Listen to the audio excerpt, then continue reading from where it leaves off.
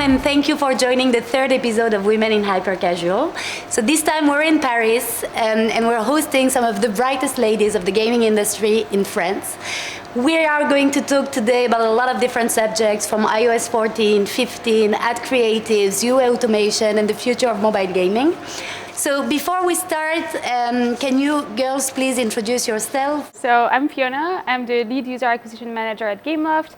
Started working there a year and a half ago, and I do manage a wide range of titles from casual up to mid-core, and I'm very happy to be here. Hello everyone, I'm Hazel. I'm a user acquisition manager at Voodoo. I actually recently joined the company, and I manage the games on the UA side, so thank you for inviting me. Hello everyone, thanks for having me. I'm Maryse, and I've been working at TopNation for a year and a half now. And here I'm managing all of our games in China and all of our activities in China. And aside from that, I also work on our prototypes and the testing and the development until soft launch. Hello everyone, I'm Rym. I work at Snapchat, where I'm the gaming lead for France and Southern Europe. I'm based in Paris. And I joined the gaming organization when we created it back in July last year, and we've been growing since then. We've added 6 new members, and actually 5 of them are women, just realizing now, which is great. Thank you for having me. I think it's the first panel I'm doing where everyone knows each other, so I would like to go over the connection briefly. Rym and I, we've known each other for years. We used to be investment bankers in London, so I'm very happy that we're now together on this panel. Rym, you're working with Fiona, Hazel, Maryse, helping them grow their Snapchat campaigns. Maryse, Fiona, Hazel working with BitCheck on the automation. Fiona used to work at Voodoo. Hazel is now working at Voodoo. I mean, it's a small world, and I'm really, really happy that we're having you on this panel and such great names as well in this episode. So how would you girls conclude the past year? And I would like to start with you, Rym. Yeah, the past year has been very interesting, but I'm very proud to see actually how our partners actually adapted to the industry changes and kept growing, actually adding team members to their team and still seeing performance, which is great. And on the Snapchat side, as we disclosed on our last earnings call of Q2, we have seen our user base growing actually, as now we have on average 293 million daily active users, which is an increase of 23% year over year, which is great. This year has been like a huge growth for us at TopNation. We published 8 hits so far this year, and we still have some more coming in. Personally, I think my biggest achievement this year is to have reached the top charts at the 4th place in China with Giant Rush, which is quite a thing since China is a very tough market, like exactly. especially when you're Western. So yeah, but the year isn't over yet. Congrats. Hazel, I believe you have been going through a lot of personal changes this year. So how can you summarize it? Well, in many ways, actually, last year was a really crazy year in the industry. So I changed my job several times, from the ad network side to like studio and the publisher side, as well as the iOS 14 changes had a huge impact on the industry, and also, of course, the acquirements of the small companies by the biggest companies has very big impact, let's say, on the industry. So it's been a crazy year so far. And how does it feel to move from the sell side to the buy side? Wow, yeah, actually it's really great, because I had a chance to see the different perspective, and I think that this is really important in this sector, because when you see the different perspective, you understand better the environment and the system, and you act very carefully, and everything goes very smooth. So I'm enjoying it.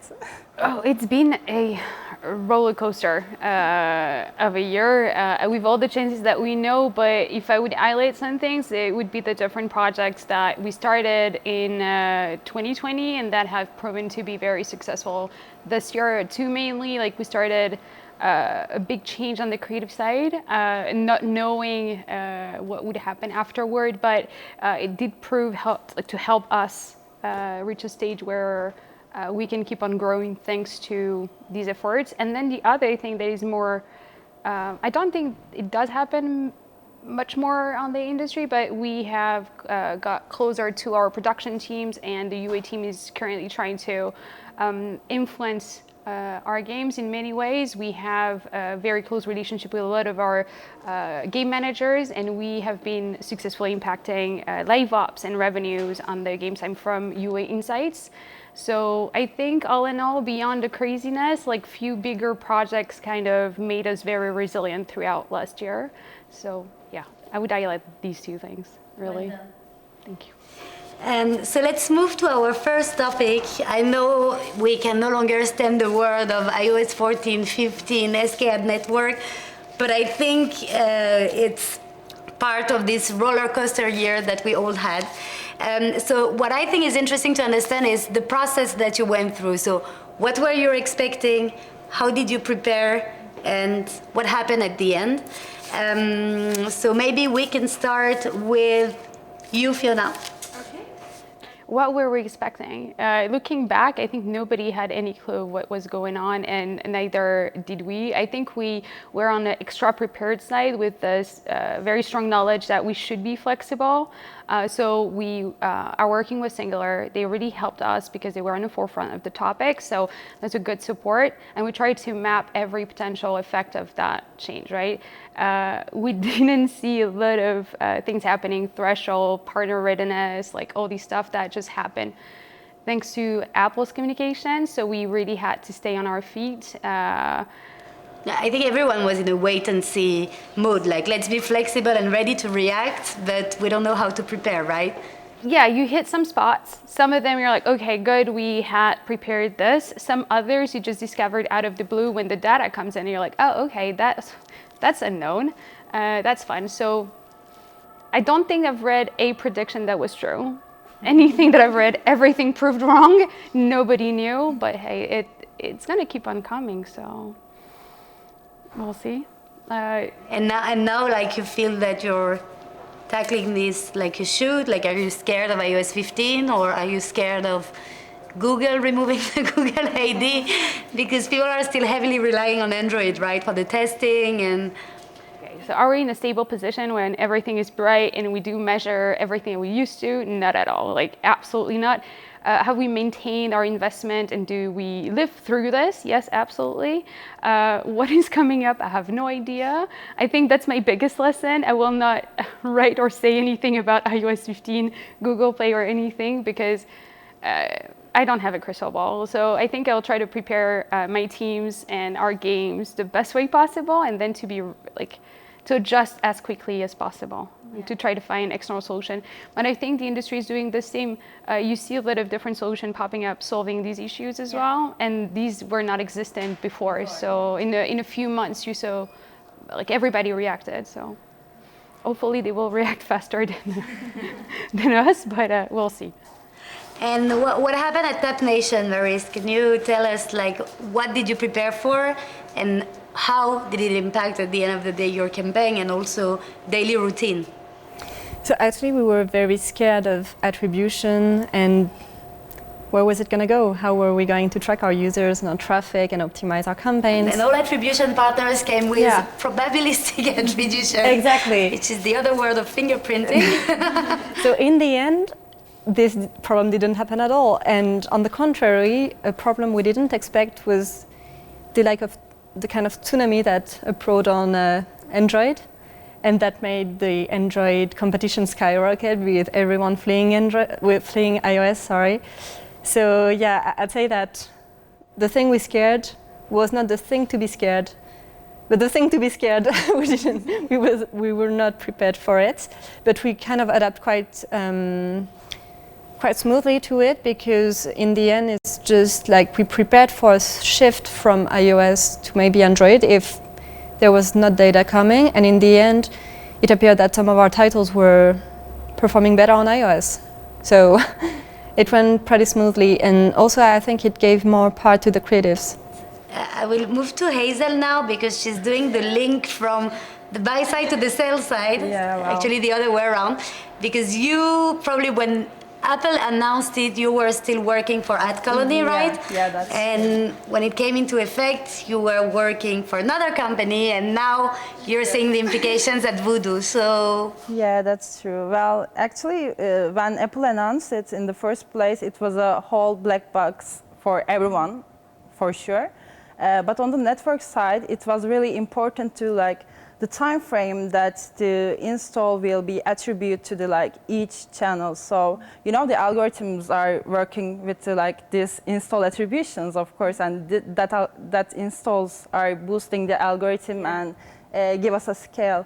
So it was a really big question for us. And now on the like the studio, the publishing side, of course, the main point is to evaluate the users in a correct way and to like to predict the LTVs from from scratch. So these are the totally two different points, but in the end it's like the whole thing. So yeah.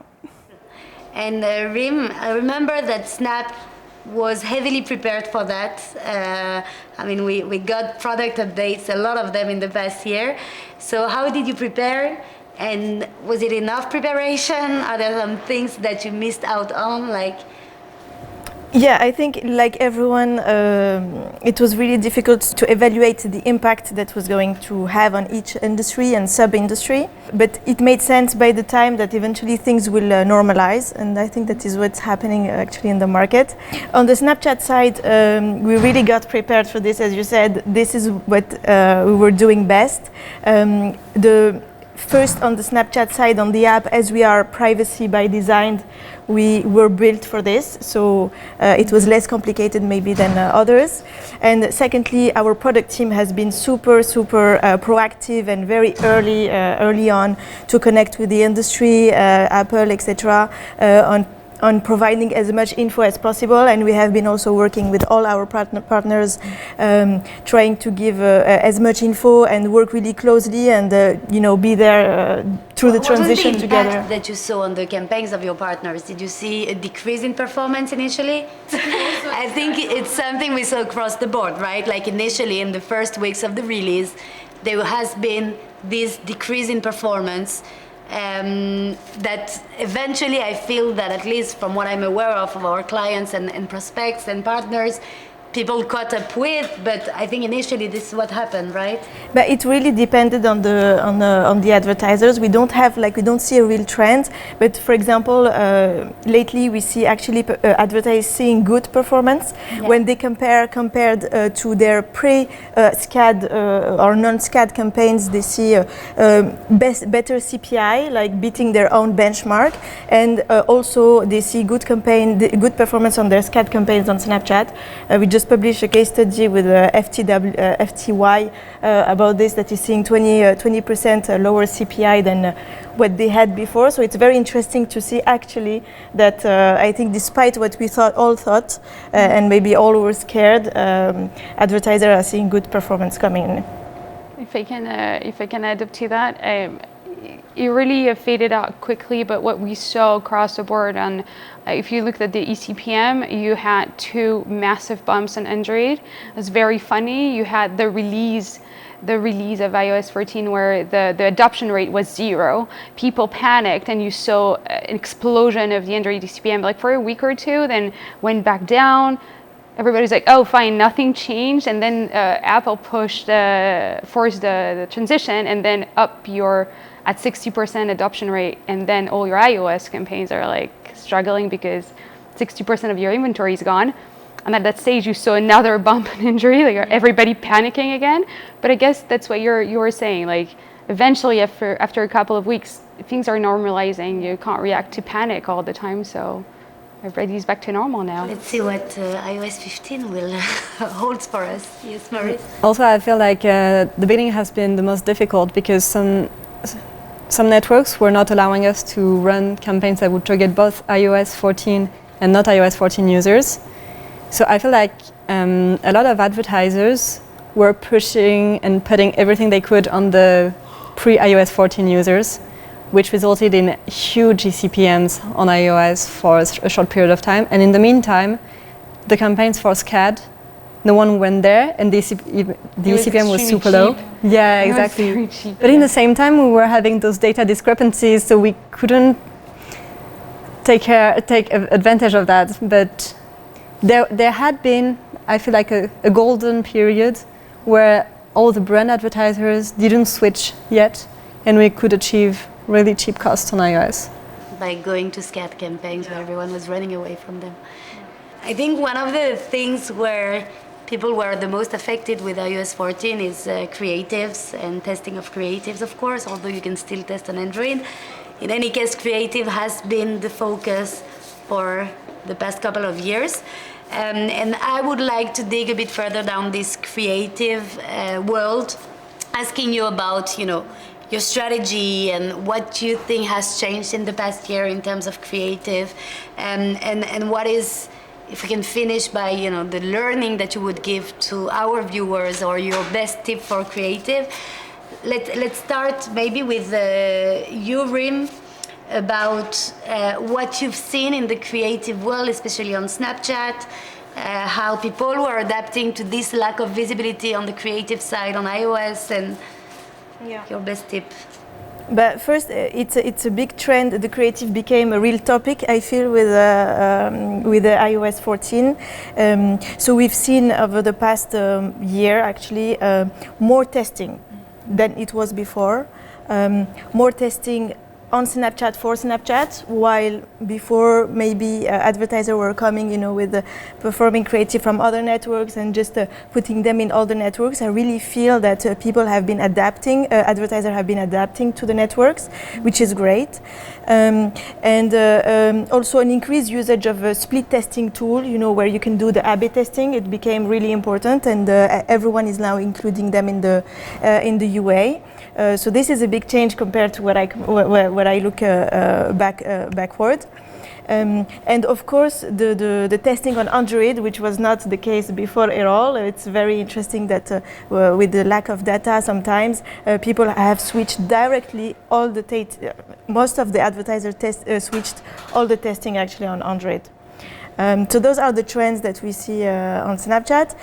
Okay, and do you girls confirm what Rym is saying? I believe that it's not coming from anywhere and that there is a trend, but is it also something, the creative testing on Android, I think it's been the case for everyone and there was not much choice left. But what is your creative strategy right now? Of course, not giving us all the details, but the biggest trends and how did you adapt in the past year and what changed? Fiona, maybe? I think I've mentioned at the beginning, we went through a full creative transformation. A lot of our teams got reorganized, and we went from a branding standpoint to a performance standpoint in creatives over the last year and a half or so. Which was initiated by? Not by iOS 14, but it's just, big companies have these reorganization plans somehow, and this happened a year and a half ago, and it turns out that the focus that was put on creatives I would say probably was the best crystal ball ever, because switching from a branding perspective, let's make creatives our base off of key selling points and key pillars of the game, moving to something that it doesn't matter if it's not related to the game as long as it works, was a little bit what we went through over the last year and a half. So it's almost like for us, iOS 14 was completely transparent. They didn't impact our creative strategy at all because we were going through this transformation anyway. Beyond that, I would say, so in general, the concepts to think that we don't know anything. I don't know what works, so I will test everything until I know what is the juiciest, best moment in my game that people enjoy, let's say, and then build learning from that upward. And that's the only way, a different rhythm for different partners, for different placements. We do have to adapt a lot to the place we put our ads, and that would probably be my biggest advice. And then understand what people want to see essentially beyond your own game. So that's the strategy. I could go for hours, but if I would sum it up, it's essentially what we're doing right now. And that's what I was mentioning before. It did help us going through iOS 14, because regardless of where do we test, if we were able to maintain our investments and also to take advantage of the situation, it was because we had competitive creative that enabled us to carry on these volumes essentially. So there was a big focus put on the creative at Gameloft in 2021. Right? Huge. I mean, what you're talking about is a very big change in how you perceive creative, Exactly. I mean, it was both structural in terms of perception, involvement of the teams. We went from teams that were just recipients of briefs from marketing to teams that are now doing their own creatives by themselves. They do check their own stats. They participate in benchmarking and brainstorming. UAMs and artists wouldn't talk to each other a year and a half ago, and now they talk on a daily basis every single day. And I think I want to kind of shout out to the UAMs of my team actually, because the growth they've been through last year on creative is absolutely incredible. We're talking about people that have never ever commented on a creative and right now would be able to tell you what's the intention of a creative, what's the concept in 2 words, like instantly. So yeah, I mean, I would congratulate them. Like they've done a very good job. So well done, Gameloft team. Yes. So basically, it's like the industrialization of both creative production, analysis. I mean, you have that at Voodoo, obviously. What is your perception on that? You were not here in the last year to see the changes, but you're coming from, again, like a network where you're asking for more creatives, but not too much. And now you're getting to Voodoo, which is a big creative factory. I mean, it's... Yeah, that's true. Well, actually, for hyper-casual, obviously, the creatives are the most important part of the game. So we really have to focus on the trends, and we really have to observe what's going on in the social media accounts and what are the topics that currently people are interested in. So the closely tracking these trends are really important and crucial actually in hyper casual. So this is what we do in the Voodoo, and that was a thing that I was doing in my previous jobs. Except, of course, ad network side.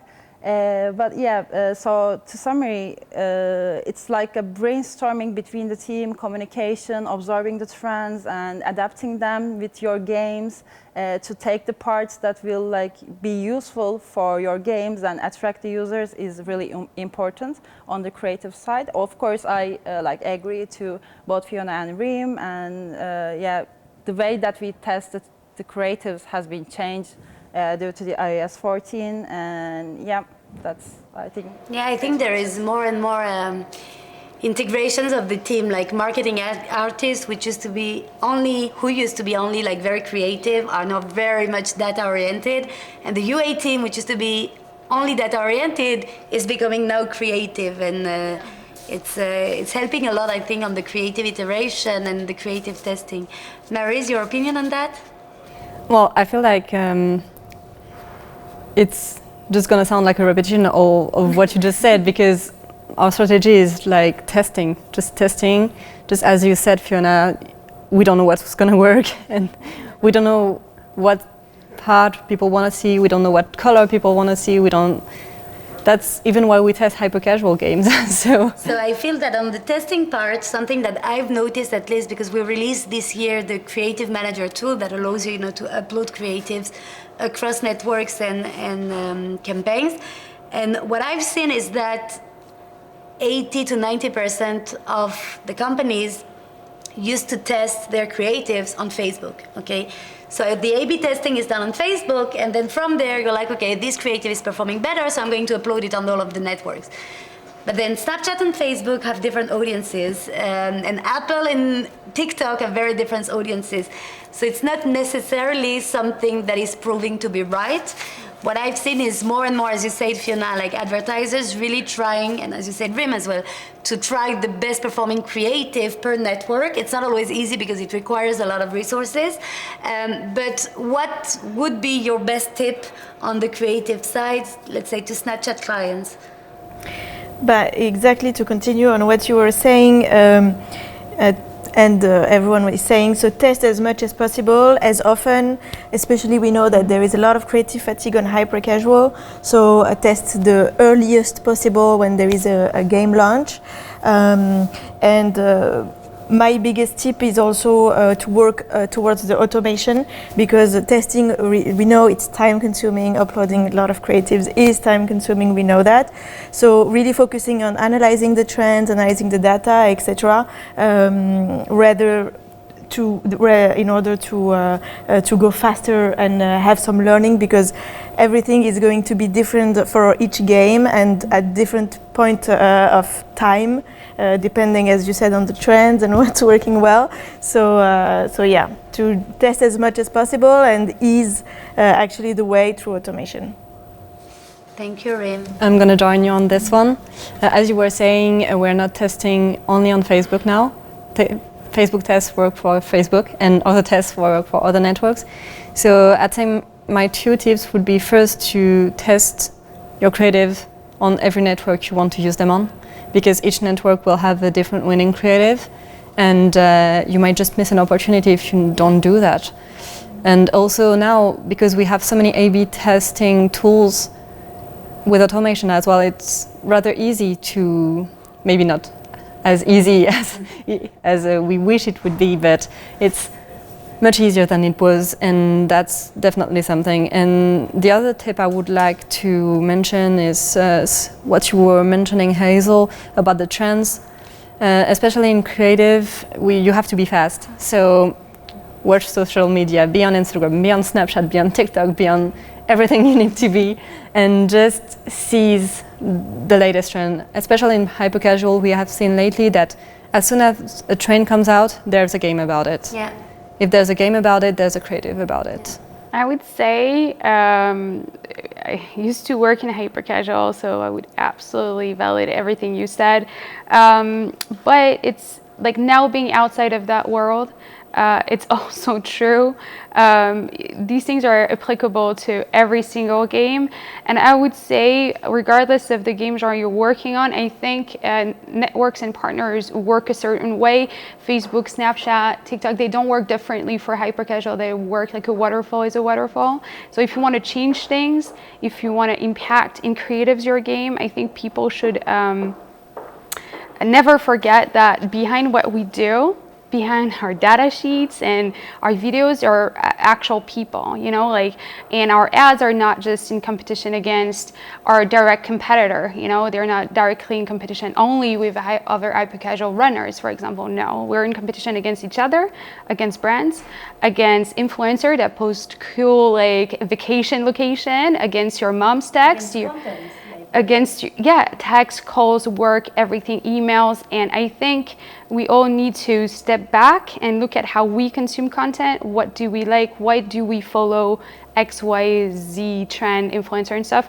And then inspire ourselves into, we can provide good content in our ads for people to enjoy. And I think that's the biggest tip I would say. Never forget, behind these ads, behind these phones, there are people. So and it's easy to forget. Yeah. No, but it's true. Like when making a game, you're not forgetting the end user, but when making an ad, it's very easy to forget, especially in the hyper-casual business where ads are just the way to trade, you know, data basically. Okay, so now let's talk about my favorite subject, which is UA automation, of course. As it's clearly, and I think we've seen it, it's already a couple of years, but it's a direction that the industry is taking. So where does UA automation meet you right now, Fiona?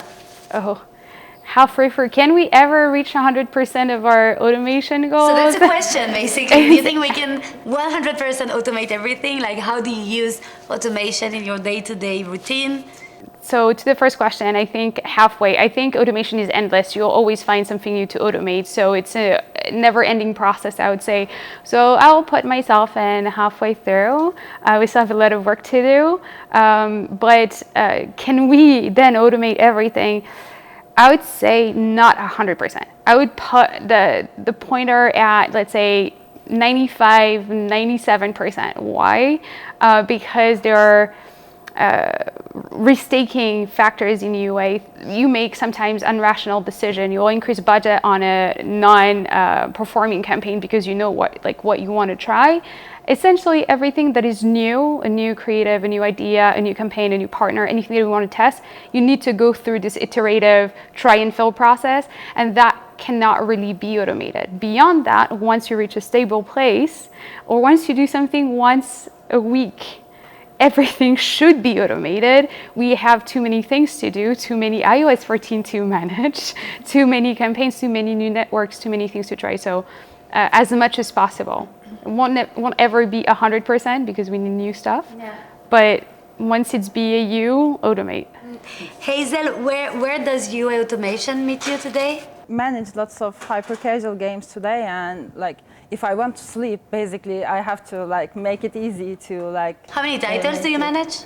Currently, I have 6 titles, but we have like iOS 14 campaigns, iOS campaigns, Android campaigns, and everything, and we have something to test, yeah, and new partners to discover and everything. So, if I really want to optimize my campaigns in daily basis, I should be using the automation tools as much as I can. So, besides, I mean, for my side, I would say that for the repetitive works in your daily business, try to use automation tools as much as you can, because use your human resources to find new ideas, to brainstorming, to test partners, to test creatives.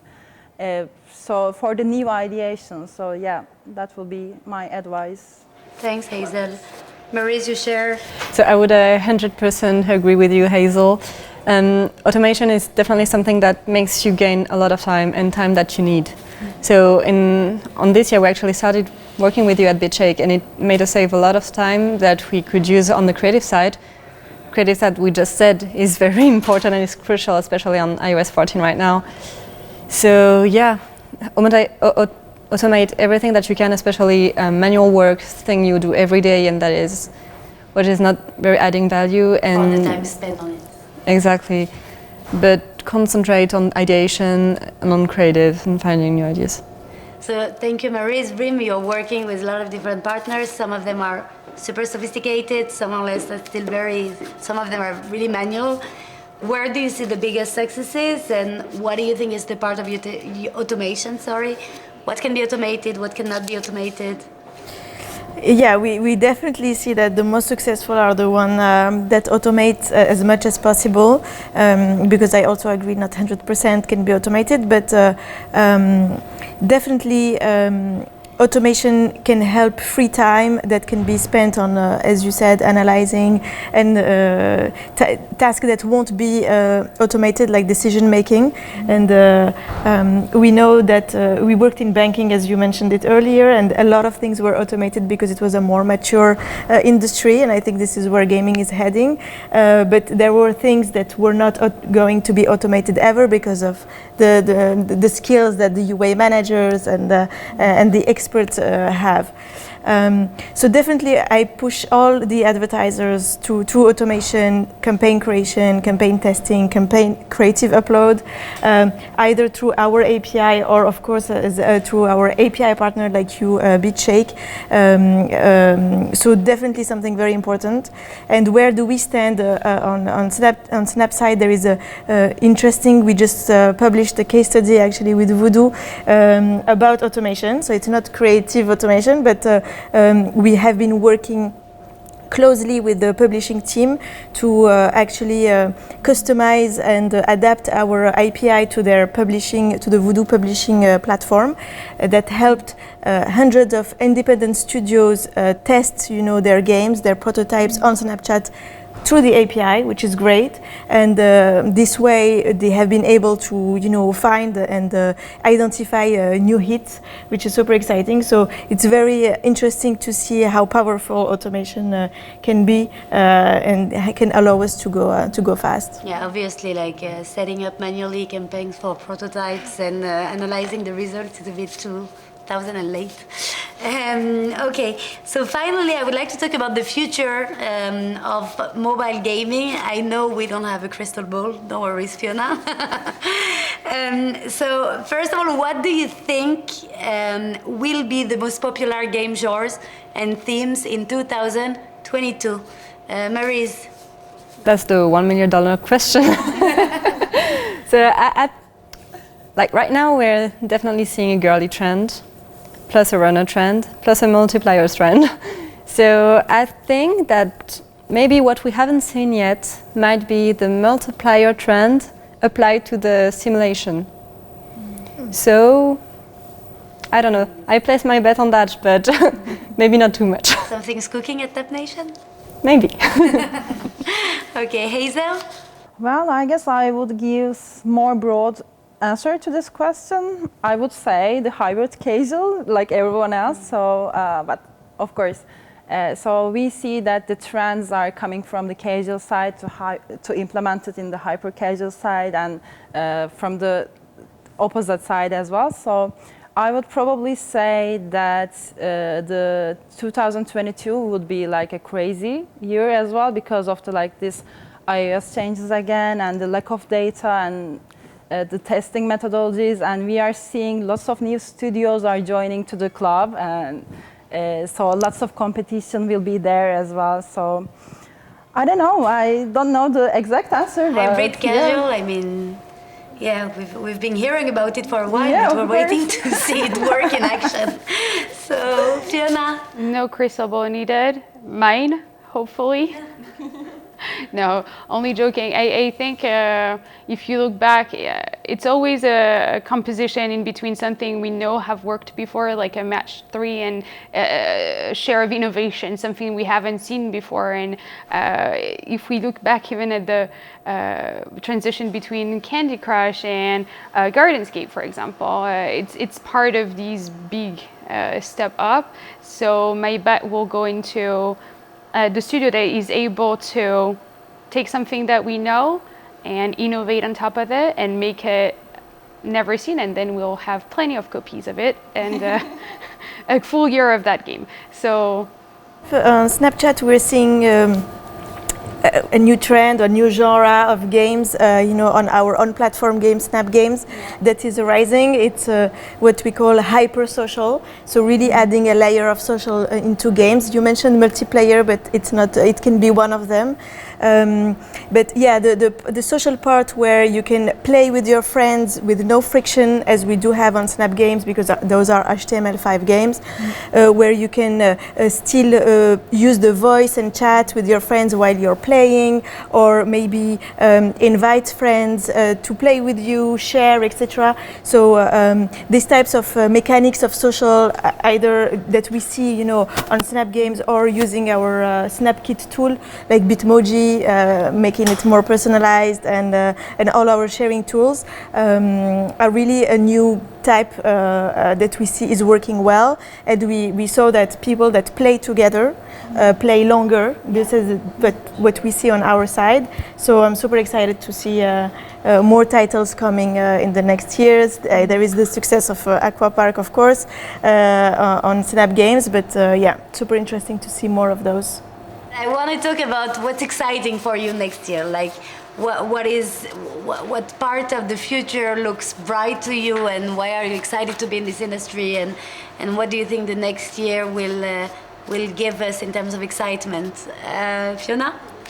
weirdly, I think, M&A. We are in a very competitive industry.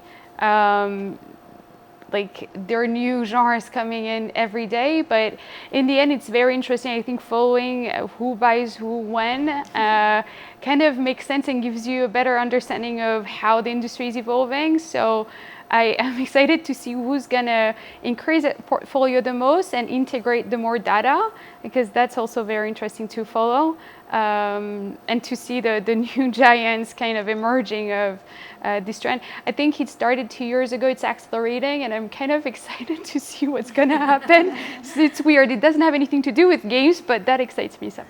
I'm really looking forward to see more hyper-casual games and to see how they are going to evolve, because every single quarter the trend is changing, and the way it goes, it's a bit surprising through the past years. So I'm really curious about what's going to be happening next.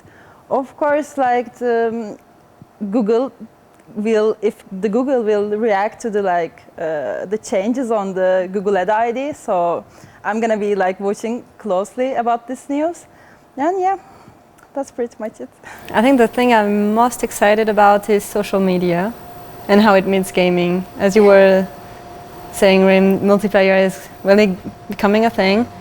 On the other hand, I also talked about trends with you, Hazel, and I think those two can be a really big thing, because hyper-casual are trendy by nature. Yeah. And social media too. And as social media are becoming a huge place for ads, or are not becoming, but are already becoming a huge place for ads, yeah, I'm really looking forward to the, the mix, how social media and gaming are going to merge even deeper. Definitely, I think first the M&A in the gaming industry is super exciting, I must say. It's an exciting time to be in this industry. And secondly, of course, we see there is a merge between gaming companies becoming more social, adding gaming layers into their business. So this merge of also the business and the industry is also very interesting to watch. And gaming is also a very important part of our business at Snapchat. So I'm super excited to work with our product team to produce more gaming-specific features and news, hopefully next year. I feel it's especially interesting for social media like Snapchat, since gamification has been a strong thing in social media, and now we're seeing the opposite move. Like games becoming social. Yeah, definitely. Yeah, it was a big move as well on the Netflix side and the games. I mean, I think it's something gaming companies should definitely pay attention to, because it can really change the industry. It's gonna be very exciting. Like Apple made that move, and people looked at it, what's gonna happen now? Netflix making that move. Like I think in the end, gaming is the biggest entertainment industry in the world. Like Netflix is the biggest competitor of gaming. Yes, exactly. At the end of the day, so it just makes sense. Yeah, a lot of sense. Thank you so much, all of you, to have been on this panel. It was really a pleasure to host you here. Thank you everyone for watching, of course. And if you have any comments or follow-up questions, feel free to come to the BitCheck question and leave us an email or a note. And of course, join us for the next Women in Hyper Casual. We don't know where it will happen yet. Hopefully somewhere in the world, if we're allowed to travel again. And thanks again very much, everyone, for being on the panel.